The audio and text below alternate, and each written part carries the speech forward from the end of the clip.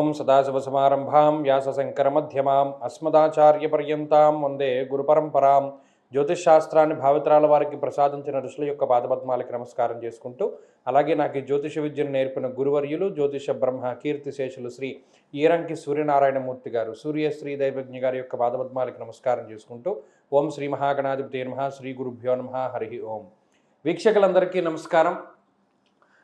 మే నెల 31వ తారీఖు లగాయితూ జూన్ 6వ తారీఖు వరకు ఉండేటువంటి గ్రహగతుల ఆధారంగా ద్వాదశ రాశుల వారికి ఈ వారం ఏ విధమైనటువంటి శుభాశుభ ఫలితాలు కలగబోతూ ఉన్నాయో ఈ కార్యక్రమం ద్వారా తెలుసుకుందాం. అందులో భాగంగా ఈ వారం ఉండేటువంటి గ్రహస్థితిని గమనిద్దాం.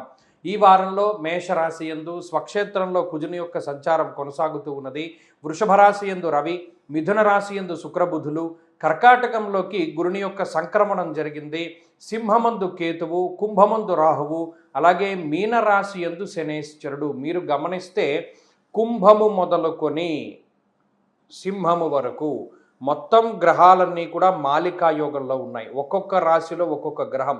కుంభంలో రాహువు, మీనంలో శనేశ్వరుడు, మేషంలో కుజుడు, వృషభంలో రవి, మిథునంలో శుక్రుడు, కర్కాటకంలో గురుడు. దీన్ని మాలికా యోగము అంటారు. ఇటువంటి మాలికా యోగాలు సంక్రమించడం గతంలో మనం చూసాం, 2020వ సంవత్సరంలో చూసాము. అప్పుడు ఏం జరిగింది అంటే కరోనా లేకపోతే ఇంకా వైరస్లు ఇటువంటివి ఏమైనా కొద్దిగా స్ప్రెడ్ అవుతూ ఉన్నాయి. కాబట్టి ఇప్పుడు కూడా మనం జాగ్రత్త పడవలసిందే. ఈ సప్తగ్రహ మాలికా యోగాలు, షష్టగ్రహ మాలికా యోగాలు సంభవించినప్పుడు దేశకాలమాన పరిస్థితుల్లో వ్యత్యాసాలు వస్తాయి. అంటే ద్రవ్యోల్బణం రావచ్చు, ఆర్థిక భారం పెరగచ్చు, ప్రజల మీద ఇంధనం రేట్లు పెరగచ్చు, ప్రజలు ఇబ్బంది పడేటువంటి పరిస్థితులు రావచ్చు. ఇటువంటివి చాలా అరుదుగా సంభవిస్తూ ఉంటాయి. కాబట్టి చాలా జాగ్రత్తగా ఉండవలసింది. ఈ విషయాన్ని దృష్టిలో పెట్టుకుని ఈ వారంలో ద్వాదశ రాశులకు ఏ విధమైనటువంటి ఫలితాలు కలగబోతున్నా తెలుసుకుందాం. అందులో భాగంగా మొదటిది మేషరాశి. మేషరాశి వారికి ఈ వారం సాధారణమైనటువంటి గ్రహస్థితి గోచరిస్తూ ఉన్నది. జన్మరాశి యందు కుజుడు కొంత ప్రతికూలమైనటువంటి గ్రహంగా ఉండగా ఈ వారంలో 2 గ్రహాలు మాత్రమే యోగిస్తూ ఉన్నారు, రాహువు అదేవిధంగా చంద్రుడు. ఈ చంద్రరాహువులు యోగించడం వల్ల కొంత మానసిక ప్రశాంతత ఈ రాశి వారికి ఉంటుంది. ఆర్థిక పరిస్థితులు ఏవి కూడా దిగజారకుండా ఉంటాయి. ఈ 2 విషయాల్లో మాత్రమే ఈ 2 గ్రహాలు ఉపయోగపడతాయి. అలాగే ఈ మన దైనందిన జీవితంలో ఉండేటువంటి సంబంధ బాంధవ్యాలు పాడైపోకుండా కూడా రాహు చంద్రులు ఎక్కువగా కాపాడుతూ ఉంటారు. ఎందుకంటే ఇప్పుడున్నటువంటి ఈ గ్రహస్థితి వల్ల మేషరాశి వారికి ఎక్కువ సంబంధ బాంధవ్యాలు అంటే రిలేషన్షిప్స్ అన్నీ కూడా బ్రేక్ అయ్యేటువంటి పరిస్థితులు ఉన్నాయి. ఎందుకంటే షార్ట్ టెంపర్ ఉంటుంది, ఈ రాశి వారికి అతి కోపం ఉంటుంది, ఏ పని చేసినా మనకి ప్రయోజనం కలగట్లేదు అనేటువంటి భావన ఉంటుంది, కష్టం ఎక్కువగా ఉంటుంది, శ్రమ ఎక్కువగా ఉంటుంది, ఫలితం చాలా తక్కువగా ఉంటుంది.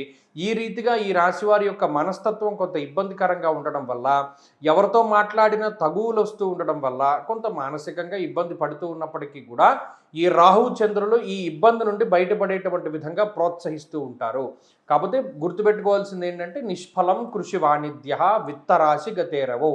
జన్మ కుజుడు 2వ భావమందు రవి ఉన్నప్పుడు ఏ పని చేసినా అంత సక్సెస్ అవ్వదు. కాబట్టి ఇక్కడ స్ట్రెయిన్ అయ్యి ఎక్కువ కష్టపడి వర్క్ చేయకుండా స్మార్ట్ వర్క్ అనేటువంటి దాన్ని మేషరాశి వాళ్ళు ఎంచుకోవాలి. రెండవది ఉద్యోగ సంబంధమైనటువంటి విషయాలు, వ్యాపార సంబంధమైనటువంటి విషయాల్లో కొన్ని కాంప్లికేషన్స్ కనబడుతూ ఉన్నాయి. కొంత ఒత్తిడితో కూడి ఉన్నటువంటి పరిస్థితులు ఈ వారంలో ఎదుర్కొనడానికి అవకాశం ఉంటుంది. వాటిని దాటగలిగినప్పటికీ కొంత ఎక్కువ కష్టపడవలసి వస్తుంది. కాబట్టి ఆర్థిక పరిస్థితులు బాగానే ఉన్నాయి, ఆరోగ్య పరిస్థితులు బాగానే ఉన్నాయి. మానసికమైనటువంటి ఇబ్బందులే ఈ వారంలో మేషరాశి వారికి ఎక్కువగా కనబడుతూ ఉన్నాయి. కాబట్టి ఈ రాశి వారు ప్రత్యేకించి ప్రతిరోజు కూడా సూర్యారాధన చేస్తూ ఉండడం, ఆదిత్య హృదయ స్తోత్ర పారాయణ చేస్తూ ఉండడం ద్వారా ఈ మానసిక అలజడుల్ని వీటన్నిటినీ కూడా కొంత అధిగమించగలుగుతారు. ఈ వారంలో కలిసి వచ్చేటువంటి రోజు సోమవారంగా చెప్పవచ్చును. అదృష్ట సంఖ్య 1, అదృష్ట వర్ణము లేత పసుపు రంగు. తదుపరి వృషభ రాశి.